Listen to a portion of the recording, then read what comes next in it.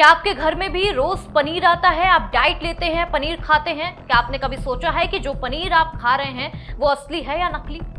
महाराष्ट्र सरकार ने अब एक बड़ा फैसला लेते हुए एनालॉग पनीर पर पूरी तरह से रोक लगा दी है। आखिर क्या ये एनालॉग पनीर क्या होता है, आइए ये जानते हैं। इसे सेहत के लिए कितना खतरनाक माना जाता है और अगर आपने इसे खा लिया तो शरीर पर इसका क्या असर पड़ता है, ये जानना भी बेहद जरूरी है।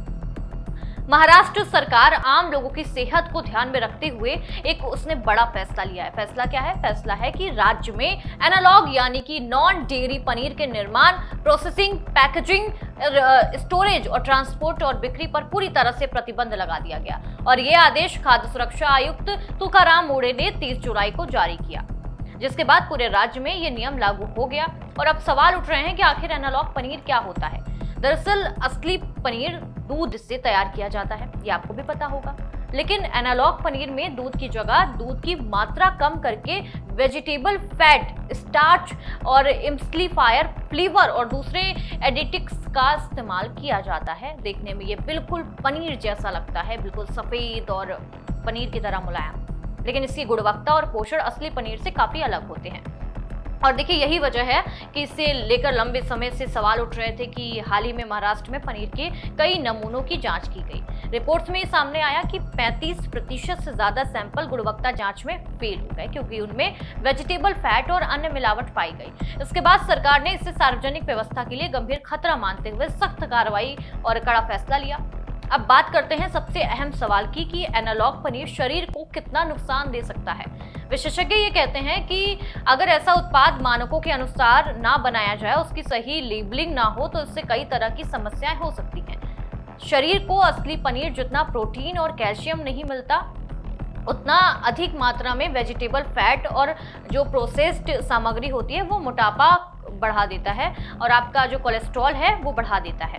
मिलावटी या घटिया गुणवत्ता वाले उत्पादक पेट दर्द, गैस, अपच और फूड पॉइजनिंग जैसी समस्याएं पैदा कर सकते हैं। लंबे समय तक खराब गुणवत्ता वाले जो प्रोसेस्ड हैं वो खाद्य पदार्थों का सेवन हृदय और मेटाबॉलिक स्वास्थ्य पर भी इसका असर डालते हैं। हालांकि ये भी समझना जरूरी हो जाएगा कि एनालॉग पनीर अपने आप में जहरीला नहीं होता। अगर किसी उत्पाद को खाद्य सुरक्षा मानकों के अनुसार बनाया गया तो उसकी सही लेबलिंग की गई तो कुछ परिस्थितियों में उसका उपयोग भी किया जा सकता है। लेकिन महाराष्ट्र सरकार का कहना है कि राज्य में मिलावटी और गलत तरीके से बेचे जा रहे उत्पादों की संख्या बढ़ती जा रही है और इसी कारण से इसको ये ठोस कदम उठाना पड़ेगा, बैन करना पड़ेगा। अब अगर कोई व्यक्ति इस प्रतिबंध का उल्लंघन करता है तो एनालॉग पनीर बनाते या बेचते या स्टोर करते दिखाई देता है, सप्लाई करते दिखाई देता है, तो उसके खिलाफ कड़ी कानूनी कार्रवाई होगी। नियमों के तहत कम से कम 6 महीने की जेल से लेकर गंभीर मामलों में आजीवन कारावास तक की सजा और भारी जुर्माने का प्रावधान कराया गया है।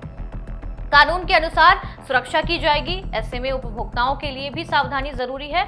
हमेशा विश्वसनीय ब्रांड या भरोसेमंद डेयरी से पनीर खरीदें।